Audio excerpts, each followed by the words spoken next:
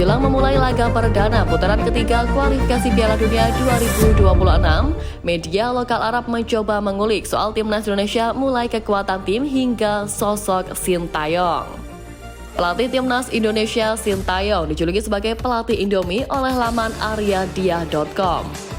Pelatih Indomie memimpin Indonesia menghadapi Green Falcons, tulis aryadia.com pada Senin 2 September lalu. Bukan tanpa alasan mereka menyebut demikian. Hal itu berkaca pada aksi pelatih asal Korea Selatan tersebut saat menjadi bintang iklan. Sintayong sempat bekerjasama dengan perusahaan makanan Korea Nongshim untuk mengiklankan produk mie instan secara internasional. Dan salah satu produk yang diiklankan bernama Indomie, di mana dalam momen itu media Arab ini juga menyoroti bagaimana aksi Sintayong berjoget ala Gen Z. Selain media Arab tersebut, mantan pelatih tim berjuluk Green Falcons Khalil Al-Zayani juga menyoroti kiprah dari skuad asuhan STY. Baginya, timnas Indonesia dianggap bukan sebagai lawan sepadan timnas Arab Saudi pada putaran ketiga kualifikasi Piala Dunia 2026. Pendapat pelatih legendaris itu memang bukan tanpa dasar, sebab bisa dilihat bahwa perbedaan kualitas antara Indonesia dan Arab Saudi memang sangat jauh. Selain jauh unggul di ranking FIFA, timnas Arab Saudi juga sudah memiliki banyak pengalaman di kompetisi Piala Dunia. Sejauh ini tim asal negeri minyak tersebut sudah lolos ke pentas akbar sepak bola itu sebanyak 6 kali. Mereka juga berpartisipasi pada 2 edisi terakhir yang diselenggarakan pada 2018 di Rusia dan 2022 di Qatar.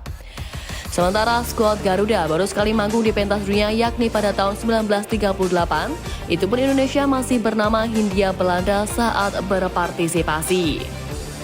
Kendali demikian, Al-Zayani mengatakan bahwa anak asuh Roberto Mancini tetap harus menghormati lawan. Pasalnya, mereka juga harus bersikap sportif di kompetisi yang dinaungi oleh FIFA.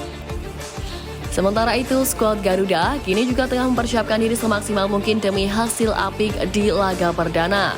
Timnas Indonesia juga melaksanakan sesi latihan yang diikuti oleh keseluruhan skuad, yaitu 26 pemain.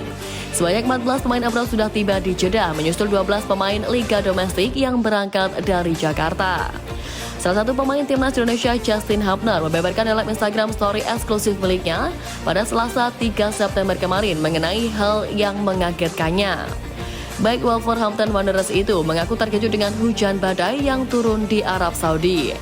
Hal itu juga dikonfirmasi oleh Sintayong dalam wawancara yang dirilis oleh akun timnas Indonesia di media sosial. Namun, sang pelatih asal Korea Selatan menegaskan bahwa para pemain berada dalam kondisi yang baik-baik saja. Di samping kondisi timnas Garuda yang baik-baik saja, keadaan berbalik di timnas Cina. Pada sesi latihan terakhir sebelum timnas Cina bersua Jepang di laga perdana, bek kiri Lee Yu-yang harus absen karena mengalami cedera dan kelelahan. Adapun sesi latihan yang dijalani oleh timnas Cina tersebut berlangsung hampir 100 menit. Ivan Kovic sebagai pemimpin tim lebih fokus menerapkan latihan teknis, taktik, dan menyiapkan formasi untuk pertandingan melawan Jepang nanti. Dengan kata lain, timnas Cina telah membuat pengaturan taktis dan strategi khusus tentang bagaimana mempersiapkan pasukannya menghadapi musuh kuatnya yakni timnas Jepang sebelum berangkat ke Tokyo. Namun, situasi yang dialami timnas Cina saat ini sungguh berbeda dari sebelumnya. Biasanya banyak penggemar datang ke hotel maupun bandara untuk menemani keberangkatan timnasnya, namun kini tak nampak satupun. Menurut media Cina, ketidakhadiran supporter itu dikarenakan bertepatan dengan hari kerja dan dimulainya semester baru di sekolah. Selain itu, alasan lain mengapa tak ada fans yang mendampingi keberangkatan tim nasional, yaitu karena performa tim sepak bola putra Cina dalam beberapa tahun terakhir yang kurang menjanjikan dan belum bisa memuaskan sebagian besar supporter. Oleh karena itu, tidak mengherankan jika tim nasional mendapatkan perlakuan dingin dari para penggemar. Berbanding terbalik dengan apa yang dialami Cina, atmosfer yang ditunjukkan oleh para fans Garuda jauh berbeda. Hal ini bahkan membuat pemain keturunan Kelvin Verdong merasakan bagaimana fanatisme supporter timnas Indonesia dalam mendukung perjuangan dari skuad Garuda. Kelvin Verdong malah membandingkan supporter di sini dan di tanah kelahirannya Belanda. Menurutnya, atmosfer sepak bola di sini sangat luar biasa. Ia juga mengakui bahwa budaya di Indonesia memang sangat berbeda dengan Belanda.